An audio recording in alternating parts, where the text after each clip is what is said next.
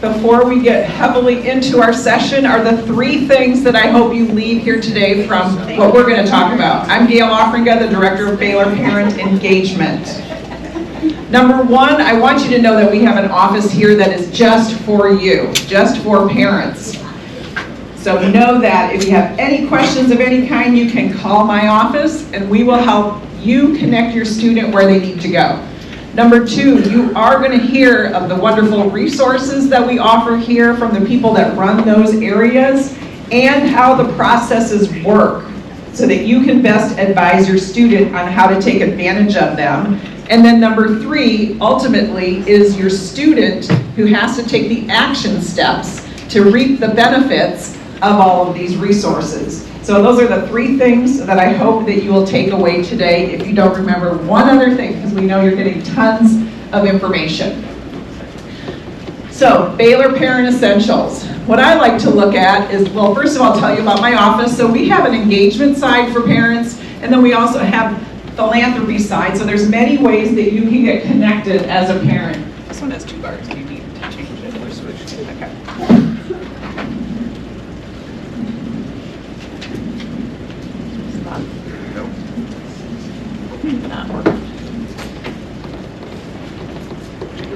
Okay, I'll just keep talking. All right. So I'll just tell you my story. I raised 2 daughters in Massachusetts. So I sent girls halfway across the country. And so I know what it feels like to do that. And then I moved to Waco.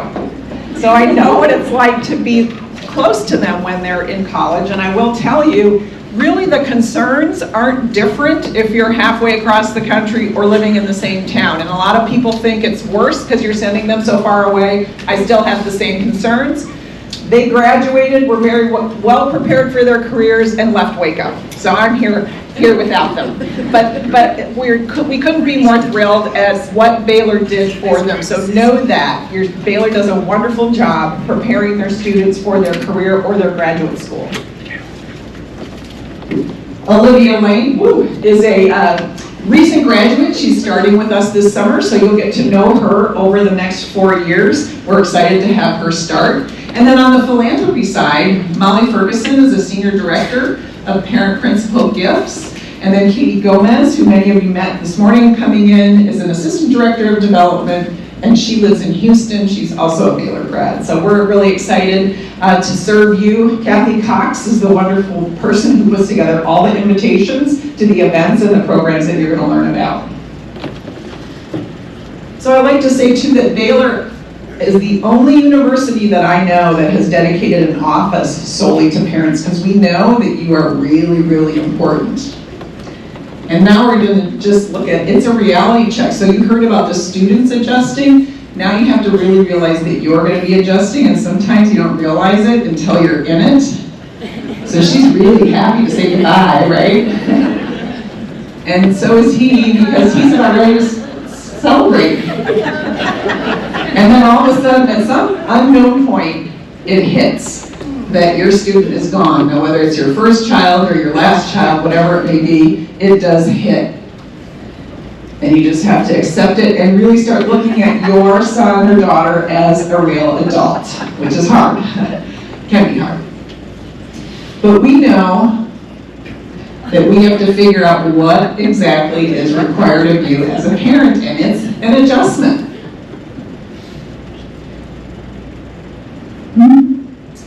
So you are integral, and we know for sure that if a parent is connected to the university in some way, shape, or form, your student success rate will rise. That's a fact. And it doesn't have to be a huge connection necessarily, but just knowing what's happening on campus will let you have better conversations with your student when they call and tell you what's going on, because you'll understand them a little bit more. But our office provides ways for you to get connected in your hometown with other Baylor parents and other Baylor families through different programs. The first program that you're going to hear about is the send-off party. So somebody asked me this morning, what is a send-off party? We have volunteers like yourselves who open up their homes. Right now we have 77 of them booked that will take place in July and August that invite you and your students to come to their homes and meet other local students who are coming to Baylor, which is great. for your kids because they feel, oh good, I'm gonna know somebody, and you'll get to know other parents in your area. It's just a really fun thing. It might be, hey, I'm heading from California to Waco, does anybody want me to bring anything? You know, it can be that, or there's other activities that we have. Our most beloved program that lasts year-round during the school is Parents in Prayer. And again, it's parents like yourselves who open up their homes to gather once a month for 1 hour to pray for each other's students, to pray for each other, and to pray for Baylor. And parents will tell us it's the best thing that they did while they were here. It's not just if your student is struggling, it's to learn, you know, from parents who have older students here. It's just a great common bond that you have, and is very, very helpful. So I strongly encourage you, you will automatically receive invitations to those if there is one in your area. If not, and you're interested in learning what it takes to host that, please contact me. I promise it is not a lot of investment of your time. Last year we had 52 meetings that took place every month. It's really special. And then we have other people who will come to us and say, well, how can we support Baylor? So obviously the first and foremost and most important is pray. Pray for the administration, the faculty, staff, the students, and the Baylor families. Prayer is the best thing. If you can only do one thing, that's best. But also advocate for Baylor in your hometowns. The experiences that you're having. I have parents who tell me, you know, my friends' kids go to other schools and they don't have things like this. And you'll find Baylor's a very special place, so spread the word. And number 3, give. How can you give? It might be just giving of your time by going to a local event. There will be other events that come to your hometowns from the alumni department or various schools. Deans might come and visit, so you might give up your time. You might give up your time to be a volunteer host, or you might choose to give financially.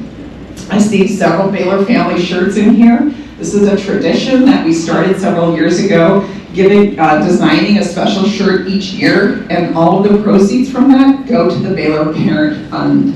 Baylor Parent Fund is all parents joining together, and everything goes back into student life and benefits all students at Baylor. For example, if your bear is going to be running the Baylor line, we helped fund the canopy that's going to keep them cool when it's 100 degrees out while they're waiting to run the line. Also the fitness court. We helped build the outdoor fitness court you may have seen so that bears stay healthy all day long. So it's a wonderful, wonderful program. You may hear from annual giving during the year. Student callers might be calling from the call center. So we just ask that if you can, any amount helps, and just participate. Then stay connected. So how do you get all that information that's happening here at Baylor?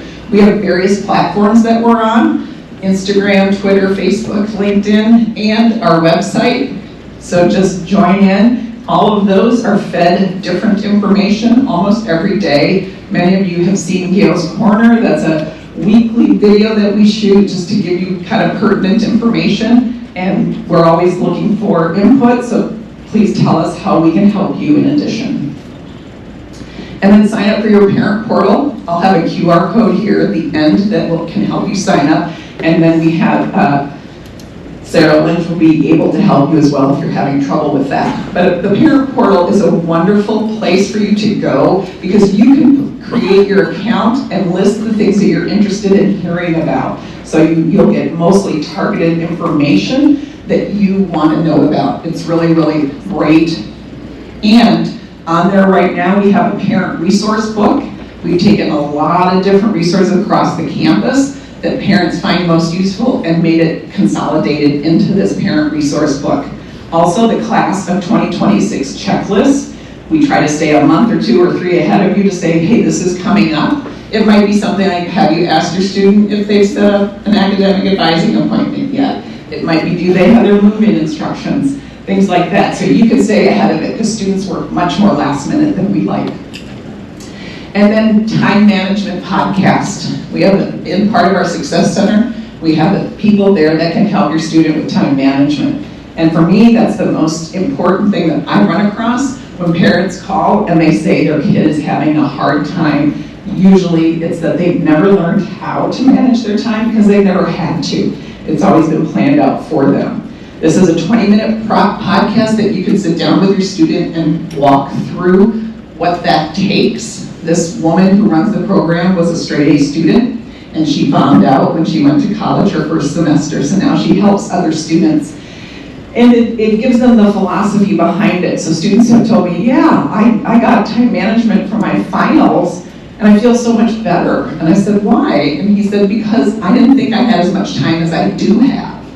So by getting help for that, he lowered his anxiety level that was based on ignorance, because he just didn't know how to manage his time. They schedule in social time, laundry time, maybe a 2-hour window that they might have normally used to play video games, but they knew, ooh, I can get my English project started. So it's very, very helpful. I wish every single student would take part of it.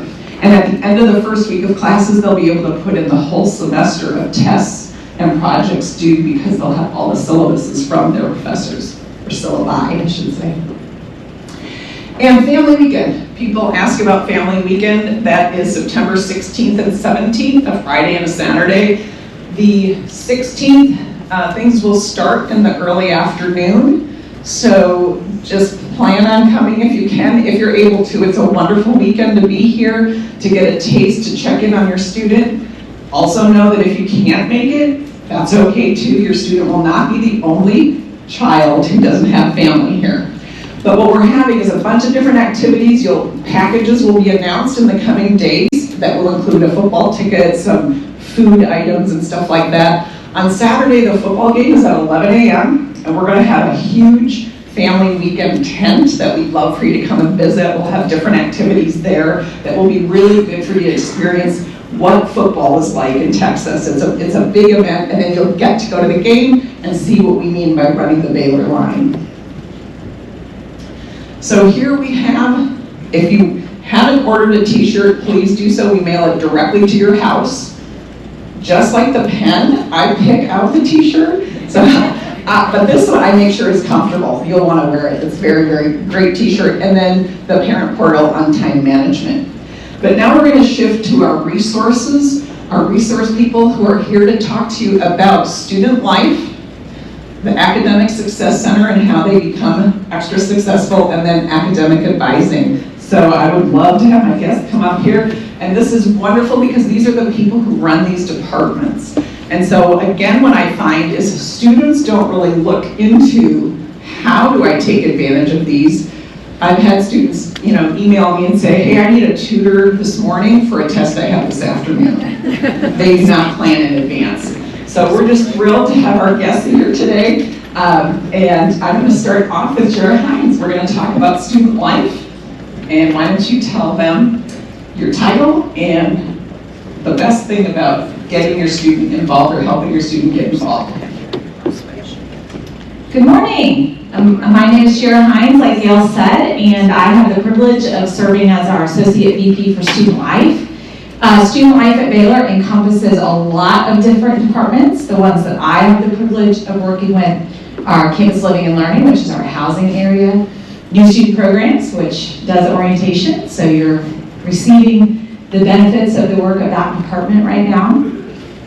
Student Conduct, Multicultural Affairs, I have to take them off in my mind. I'm missing a couple. Tom, who works with our communication efforts. So I have a lot of privileges in terms of working with those areas. Student activities. So I'm happy to answer questions that you have today about student life. Even if I don't supervise that area, I might be able to provide you with information. For us, the student experience outside the classroom is supportive to the experience inside the classroom. We work hand in hand with our academic partners to make sure that students can thrive, can walk away from the Baylor experience with wonderful memories, as well as with an amazing credential that will advance them very far into their careers. Another really important aspect of student life is our spiritual formation and spiritual life area. We do have required chapel, and that's an area that we really value. We want students, even those that may not identify as Christian, we want them to have the opportunity to experience chapel, and we do a lot of unique things related to chapel, and I can say more about that if you have questions, but that's a little bit about student life. I have a question. So Oftentimes we get a call in my office that a parent will call and say, my student isn't connecting socially. So can you give advice as to what they can even talk to their kids about right now to help prepare them to be proactive in getting connected? Yeah, so a lot of students that will go to line camp, connected to their orientation, will have that built-in foundation of people that they know, a familiar face. That's part of sort of the genius of line camp, is we give them a home group that they'll connect with. But not all students can go to line camp, right? Some students need to get back for a summer class they might be taking, they might be working, distance might keep them from coming to line camp. And even if they do come to line camp, they may not have connected excellently with their camp group. So I really encourage you to be talking to your student right now about taking risks, about practicing that hospitality that Becky talked about yesterday afternoon. Being the one to invite someone, hey, let's go together. Let's eat a meal together. They all have to eat, right? So, and first year students all have a meal plan. If your student is a transfer and they don't have a meal plan, they'll still probably eat on campus some of the time. So enjoying a meal together, it's a great way to kind of break down barriers. They all have to eat, and so that's an easy access way. Not a ton of risk of saying, hey, do you want to go grab lunch together after a class? But really encouraging them to branch out. And even if they have kind of a type of friend that they've had in high school, encourage them to seek out different types of friends. You know, a university experience is a great time to meet people who don't share the same perspective, who don't share the same background, who aren't from the same place. I look back to my own college experience, and some of my most tried and true friendships were ones with people who maybe I wouldn't have even cast as these are going to be my friends. So really encourage them to branch out and to take risks. So I always like to say this generation is the instant generation. They're used to Instagram, getting a text from their parent right after they ask them a question, or Amazon Prime. And I had a parent call me a couple years ago and said, very upset, because her daughter was upset, everybody had friends, her daughter didn't have any, and she wanted to come home. And I said, it's day 7. And that's the truth. So again, in talking to your students, it's going to take, you have to prepare them. It might take a semester or even a whole year for them to find their organizations. And again, talk briefly about organizations, and then what do they say to their student? What should they have in their head to remind their student of when they call if they're homesick? Yeah, don't let them come home. That's the first thing, right? Because that will be the first instinct, is I just want to come home. Well, that will only reinforce that they feel isolated, because they'll be missing out on things that are happening here. We have 370 different organizations. There really is something for everyone. We have an electronic system called Connect. It's a great way to go in and explore what groups we have, what groups have kind of open membership, what membership criteria they have, when they take new members. So there is something for everyone. If they look on that Connect and they don't see something, they can create something, and we can work with them in our student activities area to make a new club. We have new clubs form every year.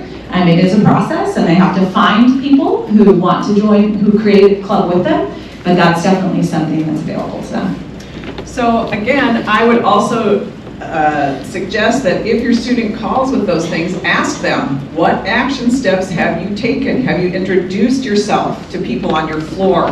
Have you tried 4 different organizations to check them out? Like, get them involved, obviously, because they're ultimately responsible. And one last question, what would you say, is there one other big piece of advice that you find that kids who get connected more easily than others do? Yeah, it's different for every student, but another thing that is just a fantastic way to get engaged on campus is Intramural Sports. We have a really fantastic campus recreation department, and they do a variety of intramural sports. Last year they started a kind of an all-play pass. So you buy in for a small fee at the start of the year, and it allows you access to all of the intramural sports. And so that's another way, especially if your student did athletics or did activities in high school or even middle school. It's a way for them to connect, and maybe with people outside of where they live, outside of that kind of normal group that they might connect with, but we'll even have people who are sort of free agent type players that they might not have a group, but they want to join a group, so they'll go in more as a free agent in intramurals. It's just another great way. And physical activity is really important, right? It's really important. They need to move, and they need to find a way to move. So we have an indoor track, they can move on the track, but connect them to intramurals, encourage them to pursue that, because it's another easy way to make friends. Thank you so much, and we'll open it up to questions later on, but now we're gonna hear from Whitney Jones. Why don't you tell them what you do? Good morning, my name is Whitney Jones and I serve as the Senior Director for the Center for Academic Success and Engagement. That's a really long title, so you can just remember our acronym CASE. That should be easy to follow, right? CASE, okay? CASE is actually housed within the Paul L. Foster Success Center, which is located in the Sid Richardson building, not to be confused with the Paul L. Foster Campus for Business and Innovation. I know this is a little tricky, but our building is actually located just right outside of this one, red brick building, not the one that you have probably been in the most over the past 2 days.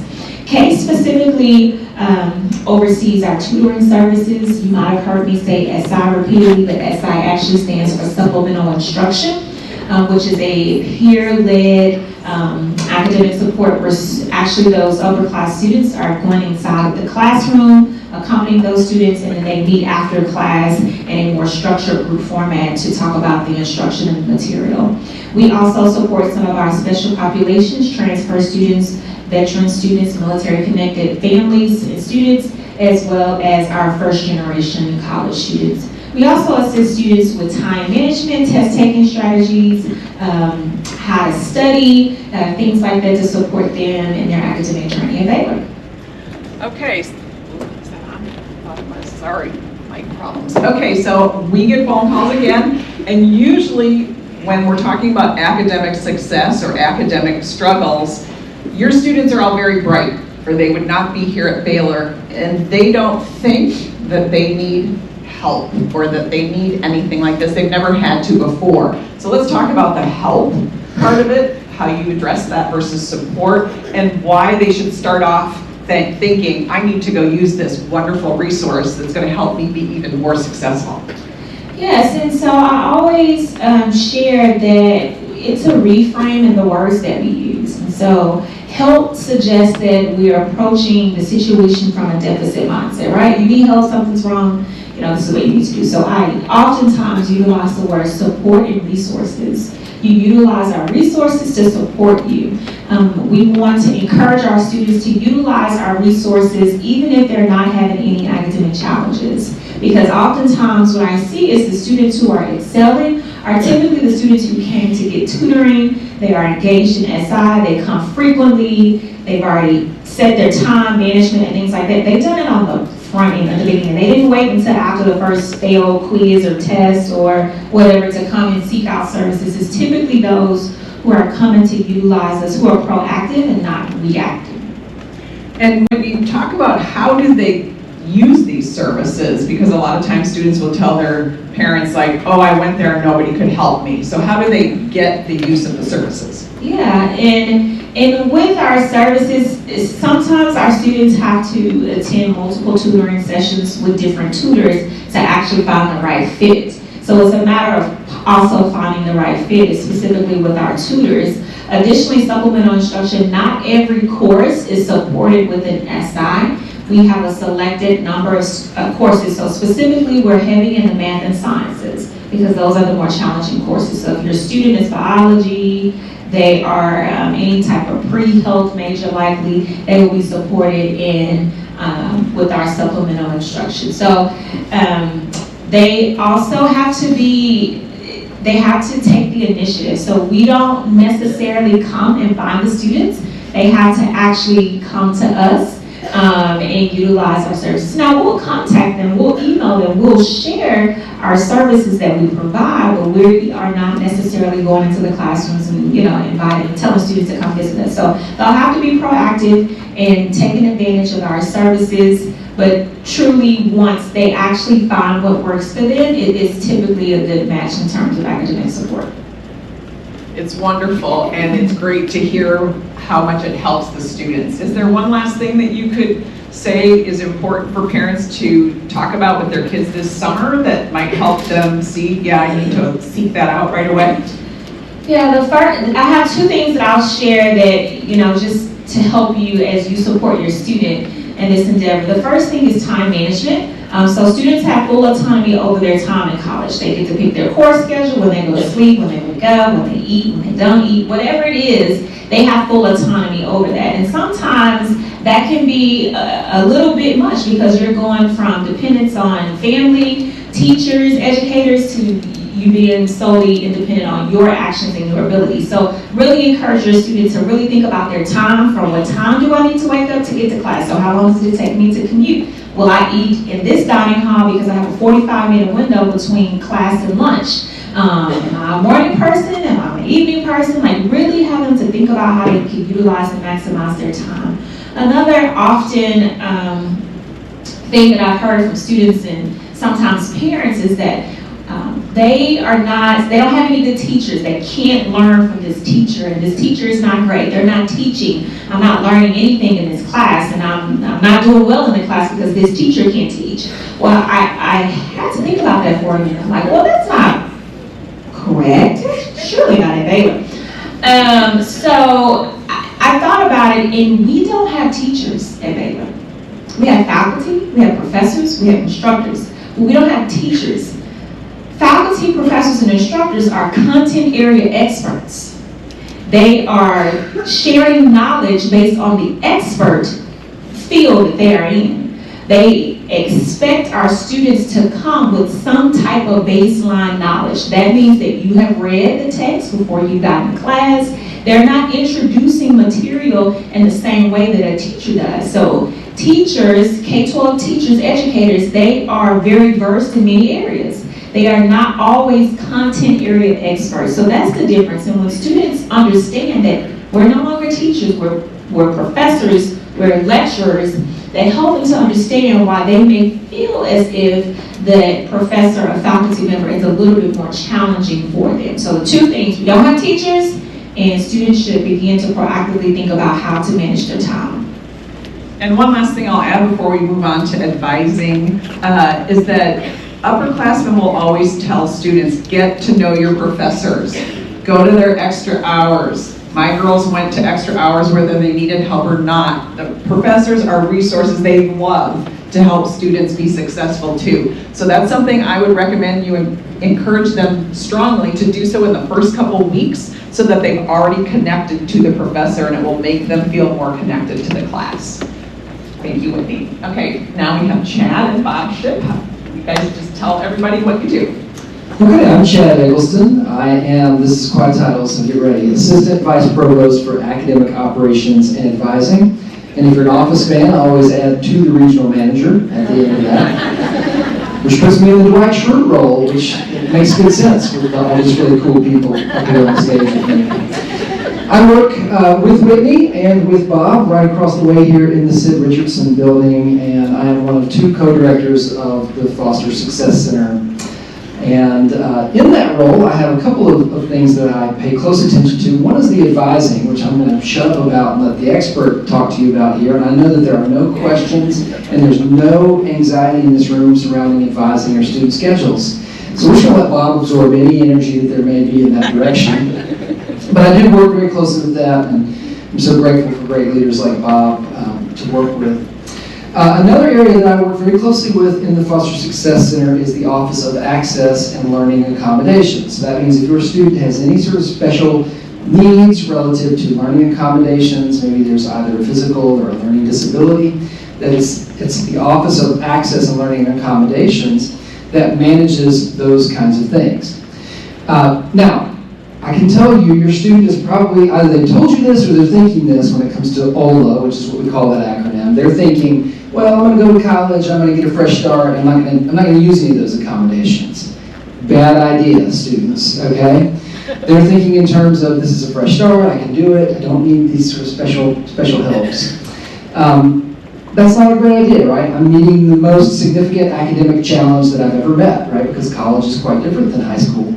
And so now is actually the time to accept sort of what your particular needs are and lean into them and ask for those helps and do that early, right? What will often happen when it comes to learning accommodations is the students will maybe get to that first or second test, things have not been quite up to their lofty standards, and they'll say, okay, now's the time for me to really get serious about that and go request those accommodations.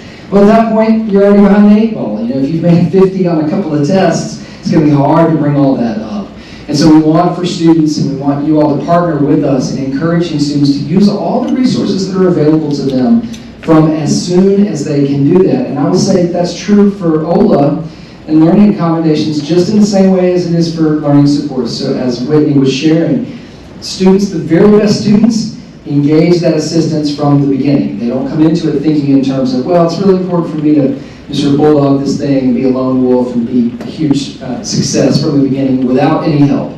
It's actually much more important for you to go ahead if you know that math is not your top best thing, to go ahead and say, hey, I'm going to be going to the tutoring from the very beginning, so I've got a really foundation as the semester wears on. Again, our goal at Baylor is to make sure that we're coming alongside you guys and supporting your students in the best way that we possibly can. We're deeply invested in their success, and we're deeply invested in partnering with you all to make sure that they do get on the academic path that they need to get on. I'll share one quick story for you. I've got a 10-year-old at home, but when he was learning to ride his bike, he had this sort of whole thing, right, where he would get out on the bike and he'd fall over a lot, and he'd say, oh, I'm just no good at that. I'm no good at it, and he'd quit right off the bat. And I think sometimes college students will do the sort of same thing, right? We have this sort of attitude that like, oh gosh, you know, I've got to be great at something from the beginning. And I'm not great at it naturally from the beginning, then that's not for me. I would say, please encourage your students, like I did with my son, to sort of show some grit, to push through any challenges they may face. And then also, as they're showing that grit, that they're getting serious and thinking very carefully about where their giftedness lies. It may be the case that your son or your daughter take a class that's very, very difficult for them, and it's not the right academic path.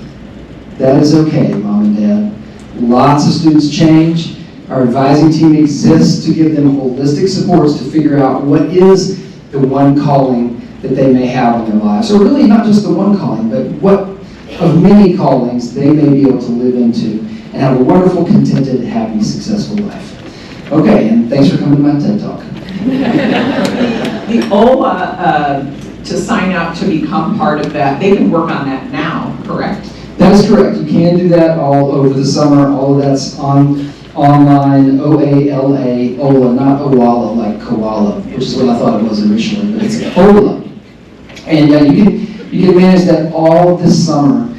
You know, it's a tricky sort of balance. You all know your students best. You know the best ways, if this is something that your students have used in high school, you know best how to encourage them. Hey, you can have this in place. You can have the sort of approval in place well in advance, and the student might necessarily have to use the accommodation. But they've already gotten approval, and it's set, and it's ready for them if they need to do it. That way we're not 5 or 6 weeks in, and maybe there are social challenges, and maybe my intramural team just lost, and everything's falling apart, and now I've got to go to OLA, and they're telling me to bring a doctor's note. It would be so much smarter for you guys to handle that in July or June, and get that done, and it's in place, and it's ready in case your student needs to use it. Perfect. Okay, Bob Ship, our advising expert, go ahead. Good morning. I had to think there for a second. My name is Bob Ship. I am the Director of University Advisement. University Advisement is actually one of 12 advising units across campus. Most of the advising units are associated with the school or college, so College of Arts and Sciences has their advising unit. School of Engineering has theirs, and then we're set aside outside of the schools and colleges because we deal with, just like Chad said, those students who come up upon that point in their life that says, I'm not sure this is where I need to be, or I want to confirm where I need to be. We actually work with them to explore majors, and explore their calling, and explore what it is to be them. And we do through a number of different things, such as our majors fair. We have a class that's available for that. In academic advising across campus, though, your student will be assigned an academic advisor That person will help that student with academic planning throughout at least the first 3 years. They'll have to meet with them at least once a semester for the first 3 years of their college experience. They'll talk to them about what classes should they have. They'll talk to them about, is this the right path? They'll talk to them about co-curricular activities that we heard about earlier. 152 clubs. 152 majors, 370 clubs, 50 some odd minors. There's lots of choices. Your academic advisors will be able to help you to navigate those so that they're not doing 300 of those clubs while they're trying to do a biology, pre-med, and 7 minors. It's just probably not going to be happening. So we'll help them with that, along with the folks in that case and other areas. We will also be talking to them about how to plan longer term. So for example, how do I get from here to graduation in 10 years? Probably not a good plan. How about 4? We'll try to get them out of here in 4. If we can get them out in 3 or 5, whatever is best for them, that's what we're going to be trying to do. One of the things that we would ask is that, like other things you've heard already, college is a little different. Our role is a little different than the high school counselor. High school counselor has a schedule, says good luck, have a nice time. They're going to see their grades throughout the time that they're here. We have absolutely no idea what your students' grades are until it's already a matter of record. So what we can do, though, is we can help them along the way with certain indicators that we may be able to get from professors, so progress reports and that kind of thing. And we'll reach out to the students and say, hey, can you come on and talk with us a little bit? How are you doing with this? Is this the right path? So your advisors are there for the students to be able to become, and this is really the important part of it, is to become empowered in their academic plan, in their academic progress. We want to help them to be able to take it up after the first, second, maybe third semester and run with it because it's their plan. Otherwise, everybody's going to be a history major. Yes? Okay, before we get to questions, so from a parent perspective, I heard this statistic that academic advisors reach out to a student an average of 12 times to set up an appointment before the student replies. Yes. So that's the thing that we're going to do is communicate with you like they're setting up academic advising appointments, so you can say, nudge your student, have you responded yet? I know that they're reaching out to you, because otherwise they call you after the 12th email and say, I tried to get an appointment and I couldn't get one, right? So that's one thing. And then when they communicate with you, so I tell parents, if your son or daughter is going to email an advisor to set up an extra time to meet with them, have them include their ID number and list what the issues are. Students like to say, hey Bob, I need to meet with you, right? It's much easier if they provide a lot of information up front, okay? So those are just tips that we'll give you if you call our office, and just thought I'd give them now. But we're gonna open it up to the floor for questions. So we have student life, academic success, student success, and we're just gonna walk around. So raise your hand if you have a question, because these are great resources to get their expert advice.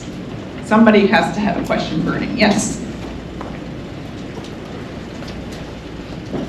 Got a couple, if that's okay. First one is, so we've got this big expanse of opportunity.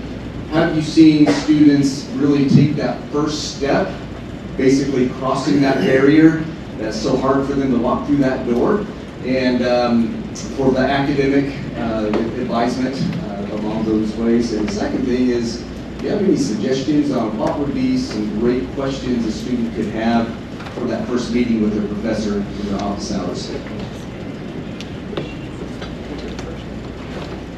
Yeah, I think I can take the first part of that. When you mentioned the academic advisement, making that, getting them across the threshold and bringing them in. We're going to start in September, and we're going to pester the crap out of them, basically. Because we're going to, every week, we're going to send, come on in and meet with me, come in and meet with me. We send them a link that says, here's my schedule, come in and meet with me. And so we're going to do that. We're going to text them too, because our system is able to text students. And so make sure that they have their phone on there, otherwise you get a text. So, but we will text them, we will call them. We do everything short of going to the class and waiting outside for them. We try to anyway. It's Great question about what might you do with a professor like in an office hours. How do you sort of get over that barrier? That's so interesting. And I'm a religion professor by training, and so I have some familiarity with this. And I'll just say, as a general rule, faculty members really want to know their students. And those office hours are one of the neatest resources and most underutilized resources on just about every college campus I've ever worked at. Students are just intimidated. They don't want to go, it's a content area expert. They can't even imagine, you've got these people on a pedestal, and sometimes it's sort of hard to imagine, how do I go and talk to these people? But I think it's the same things that you would ask any friend, it would be, tell me how you decide, let's say it's a history professor, and you're loving your history class, and you think you really like this professor. And you could ask them, how did you decide, you were going to be a historian? Those kinds of questions. Getting to know these people, you might ask them, I would say it's really a good academic success strategy to know the people who are going to be assigning your grades. It's not a bad thing to just sort of say, hey, I'm working, let's say your student takes a test. First test, gets a C on it, okay? Very much used to getting B's and A's in high school. That would be the perfect scenario to go to office hours and say, just very honestly, to your professor, hey, I got a C on this test, and I'd really like to do better. Can you give me some advice about what I can do or what habits I can get used to do even better on this test? That's music to a professor's ears, right? Because they get a chance to say, well, how did you read it? How did you take notes in the class? So those are just a couple of questions. But gosh, if you can just cross the Rubicon there and just step across and try to get into that office, most professors are just going to be delighted to see you and have a chance to get to know you a little bit better. Great questions. Great question. Who else has a question? Yes?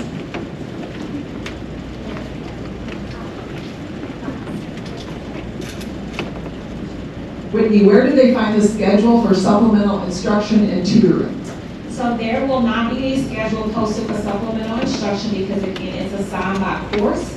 And so that supplemental instructor will identify themselves to that student, to the students in the course, and a time will be assigned at that time. So there is no set schedule at this time for supplemental instruction or tutoring.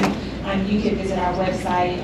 All our websites is always start with Baylor.edu / and then you insert the thing. So you would do the same thing here, KCASE, and there is a drop-down tab for tutoring. And once you go down to tutoring, you can view all of our tutoring offerings. We have 4 ways for tutoring. We have YouTube tutorial videos, group tutoring, one-on-one tutoring, and in-person tutoring. And that's how the student will actually find those tutoring times. If a course has supplemental instruction, is it listed in the syllabus? Usually? So, yeah, I can't guarantee that, but it should be, theoretically, yes. If a student is assigned a time in like an English class and it hasn't had a professor assigned to it yet, at what time do they find out who their professor is?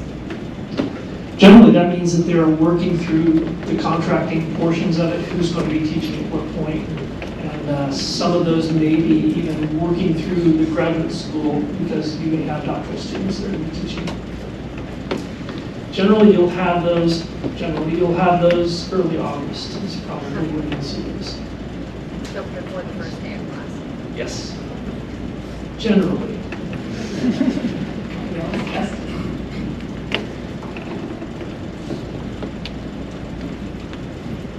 What are your thoughts on cars for freshmen? For sure, that's sure. I think it really depends. I know some students find having a vehicle to be, sort of freeing. It lets them have more autonomy. I know some students find it to be a burden because they have to deal with parking. And so it really, I think it's a case-by-case situation. I know students who don't have a vehicle, we do have a good shuttle system on campus and into the community. Our campus is very walkable. I worked at a very large campus with 45,000 students that is not walkable. But for us, I can walk from one corner of campus to the literal opposite other end of campus and I'm 5 feet tall in 15 minutes. So your students, many of them are probably quite a bit taller than me, will be fine to get from place to place. It's hot, drink water. I mean, they're young, they'll be okay, right? Not to sound that way, but it's true. Well, and I'll add too, so my daughters came from the East Coast and they didn't have a car their first year, and not one time did they ever have to pay for a ride to get to and from DFW to fly home, because there's always students heading up there. There's a ride share student Facebook group that they can go online to get, to find rides and pay for gas and that sort of thing. So there's a nice network if they don't have a car at any given time. So it works. Yeah, and I was one who did take a car my first year to college. I didn't go to Baylor, I went to a different school. But have them help, like when they're riding with a friend, hey, especially with the current price of gas, let's all help each other if I'm giving a ride to somebody. But it does tend to work itself out, that those who have vehicles help those who don't. It's another great way to connect and get to know people. Not a question as much as an affirmation. I wanted to thank you yesterday for the student panel. I may get his name wrong, but Alden or Alden? Alden. He was, I told my wife, if the kids weren't careful and they weren't paying, if they were paying attention, they were going to learn something yesterday from him.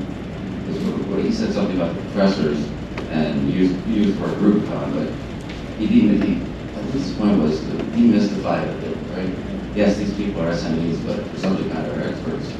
But they're hopefully approachable. I think they are. I'm getting that impression. And just take that step. And I know it takes courage on the part of the student to address someone that is in that position, but what he really had to say was it really made a lot of sense, and hopefully get it next time. It's always good to have affirmations, so we've now had 2 people say, professors are, they're just like us. They want to get students have a relationship. Yeah, I have a quick question. So my older children went to very large state schools, and we know one of the big benefits of Baylor, and that I'm personally proud of, is the smaller class sizes and the availability of things. But on different career paths, when you're counseling and laying out there and then advising them, are there certain classes that we need to kind of put on their roadmap and let them know early to say, this is only going to be offered this semester, you need to focus on that, and here's how you guarantee you get that slot in there so that you do get out in 4 years, which I really want to happen. No, that's a good question. There are some classes, mostly it's going to be your upper level classes that are going to be offered maybe a spring only or a summer only or a fall only, depending upon what they are. So internships, for example, will be summer only.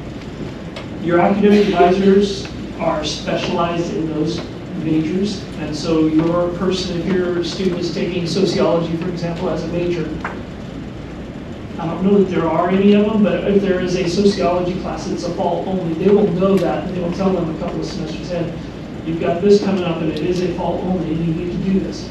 Or for those younger, for example, any of your students who are business students, they'll hear it a billion times, but there are classes that they must have completed before the end of their first year. In English, 2 maths, 3 business classes, those have to be done, and we'll make sure that they're on them. And we'll document that we've talked to them, and we'll do highlighted maps and color-coded arrows that point down to it. Dean Howell over there teaches their introduction to business class. She quizzes them on it, so they will know these things. That's what we're there for. Yeah. Just real quick, if I may add, the way that your students are going to hear about all these things, a lot of the 12 points of contact from the advisors, is going to come through their Baylor.edu email address. And I know that they are, like, they're past email and they're texting and they're on WhatsApp or whatever the hot new app is that my kids are not telling me about. They all know that. But they do need to be checking their official Baylor.edu email addresses. And so they need to be doing that now. And everyone, by the way, should have had their advising appointment. Bob and I were talking the other day, there was something like 300 students who were still waiting to get their advising appointment settled. So if your student needs help getting that appointment set, that's the place to start. Go to the email address, the Baylor email address. If your student has given you access to sign that FERPA Matt, will you only be able to see their end of year transcript, or will you be able to see their grades throughout? Like, if they make a 41 on that first test, will you be able to see that? Yeah, that's a great question. You will not have that level of granularity in terms of what's happening with them academically. A lot of us, I've got a couple of kids in Midway ISD here in town, and I've got access, like I'm guessing many of you are very used to, right? I've got the Home Access Center, and it sends me an email anytime my daughter drops below a particular percentage on her grades, and then my wife gets to quiz her at the end of the day, like, why is this happening in your math class? And she says, why didn't you ask me that, Dad? You know, like, how dare you care about me and want to try to check in on that? For a lot of different reasons, first of all, for federal regulatory reasons, we can't provide that level of access without a FERPA waiver. And then also, I would say probably more importantly, we're trying to get students to take responsibility and ownership for their own grades. Now, as a parent, speaking as sort of pastorally as I possibly can to you all, I think what that means is we all have to sort of shift a little bit, and we do need to set some expectations with our students that they are communicating with the folks who are likely funding their education at Baylor. And so, you won't have that kind of access even if you do sign the FERPA waiver, but I would strongly encourage you to set the expectations this summer with your students about, listen, if something starts happening in this class, if you get below a passing grade, my expectation is that you'll tell me so we can think about it together. I know that's a tall order, because as I said, I've asked my 14-year-old, like, hey, why has this percentage gone below this? And she's, incensed that I would ask. Because obviously that was the day I was at the dentist, Dad, and I haven't made that assignment up, and how do you even know? So you won't have that level of access. It's important that we understand it. But there's a silver lining there where I would offer a strong encouragement is begin to set the expectations now with your student about what you expect from them in terms of how they're communicating with you. Great question. Thank you for asking me. I have one last question here, and then we're going to wrap it up, but we will be available at the front if you have individual questions. But what is your question? So my daughter has had her advising appointment, but she didn't really understand a lot of stuff, and she needs to make some changes. Does she need to reach out to her advisor again with those specific questions, or just wait and do it on the ad drop later? Yeah. And so students and advisors can make changes after their initial appointment after or on the 5th of July. So we will be able to create your schedule, and then it'll close off until the 5th of July. During that interim period, if you have questions about, so why am I in this history 1300 when I've got history 2365 from dual credit, then yeah, the advisor. The advisor probably is going to be a little bit busy with all of the appointments, so give that person a couple business days to respond. But if you want to have clarifying questions, yes, definitely shoot an email to your advisor and get that clarification right now. Okay, again, we want to thank you all for coming today. We hope you learned a lot. Call my office if you need anything. I know the process is, and we will be up here for a few minutes. Megan is here too, so if you have any specific questions, we're here. Thank you.